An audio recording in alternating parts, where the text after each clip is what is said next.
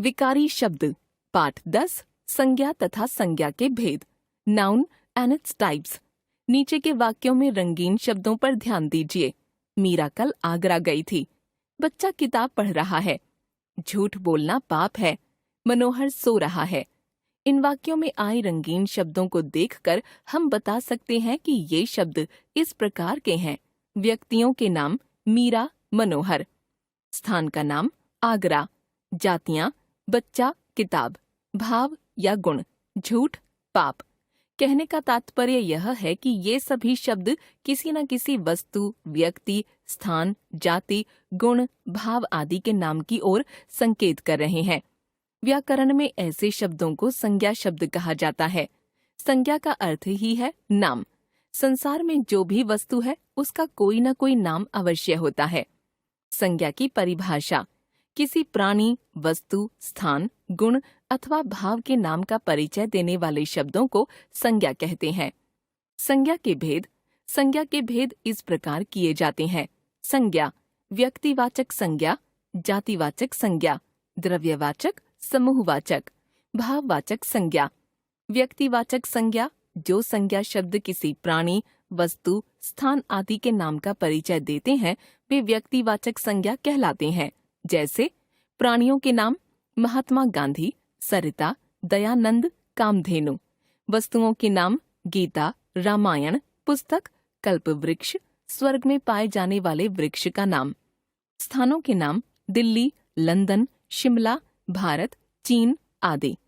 जातिवाचक संज्ञा जिन संज्ञा शब्दों से एक ही प्रकार के या एक जैसे प्राणियों, वस्तुओं या स्थानों का परिचय मिलता है वे जातिवाचक संज्ञा कहलाते हैं। एक ही प्रकार के या एक जैसे प्राणी या वस्तु मिलकर एक जाति बनाते हैं और इनका बोध कराने वाले शब्द जातिवाचक संज्ञा कहलाते हैं। जैसे प्राणियों के जाति सूचक नाम आदमी, जानवर, पक्षी। वस्तुओं के जाति सूचक नाम किताब, मसाला, चॉकलेट। स्थानों के जाति सूचक नाम शहर, गांव, पहाड़। जाति का बोध कराने वाले संज्ञा शब्दों के दो उपभेद और हो सकते हैं। द्रव्यवाचक संज्ञा, समूहवाचक संज्ञा। द्रव्यवाचक संज्ञा द्रव्य वे पदार्थ हैं जिनसे तरह तरह की वस्तुएं बनाई जाती हैं, जैसे लोहा, लकड़ी, सोना, चांदी, ऊन आदि। इन द्रव्यों या पदार्थों के नाम का परिचय देने वाले शब्द द्रव्यवाचक संज्ञा शब्द कहे जाते हैं, जैसे मिट्टी, अनाज, कोयला, प्लास्टिक आदि। समूहवाचक संज्ञा समूह या समुदाय का बोध कराने वाले शब्द समूहवाचक संज्ञा शब्द कहलाते हैं, जैसे सभा, कक्षा, दरबार, परिवार, सेना, भीड़, टीम, दल आदि। भाववाचक संज्ञा किसी व्यक्ति या वस्तु के भाव, गुण, दोष, स्वभाव, अवस्था, व्यापार आदि का परिचय देने वाले शब्द भाववाचक संज्ञा कहलाते हैं, जैसे भावों के नाम सुख, दुख, प्यार, ममता, स्नेह, क्रोध।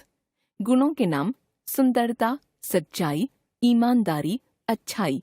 दोषों के नाम बेईमानी, पशुता, ठगी, चोरी। अवस्था के नाम बुढ़ापा, बचपन, लड़कपन, यौवन आदि। भाववाचक संज्ञा शब्दों की रचना कुछ शब्द तो मूलतः भाववाचक संज्ञा होते हैं। इनके अलावा कुछ भाववाचक संज्ञा शब्द अन्य शब्दों से भी बनाए जाते हैं, जैसे जातिवाचक संज्ञाओं से। जातिवाचक संज्ञा, भाववाचक संज्ञा बूढ़ा, बुढ़ापा, पंडित, पंडिताई, मित्र, मित्रता, मानव, मानवता, दानव, दानवता, बच्चा, बचपन। सर्वनामों से सर्वनाम, भाववाचक संज्ञा मम, ममत्व या ममता, निज, निजत्व या निजता, अपना, अपनत्व, अपनापन, अहम, अहंकार। विशेषणों से विशेषण, भाववाचक संज्ञा बुरा, बुराई, अच्छा, अच्छाई, हरा, हरियाली, चतुर, चतुराई, खट्टा, खटास, मीठा, मिठास, मोटा, मोटापा, निर्धन, निर्धनता। क्रियाओं से क्रिया, भाववाचक संज्ञा पढ़ना, पढ़ाई, लिखना, लिखावट, सजाना, सजावट, हंसना, हंसी, दौड़ना, दौड़, खेलना, खेल। अव्ययों से अव्यय भाववाचक संज्ञा, दूर दूरी, निकट निकटता, मना मनाही, नीचे नीचाई, ऊपर ऊपरी, समीप समीपता। हमने सीखा किसी प्राणी, वस्तु, स्थान, अवस्था, गुण, दोष, भाव आदि के नाम का बोध कराने वाले शब्द संज्ञा कहलाते हैं। संज्ञा के मुख्यतः 3 भेद हैं: व्यक्तिवाचक, जातिवाचक एवं भाववाचक। जातिवाचक संज्ञा के 2 उपभेद किए जाते हैं: द्रव्यवाचक एवं समूहवाचक।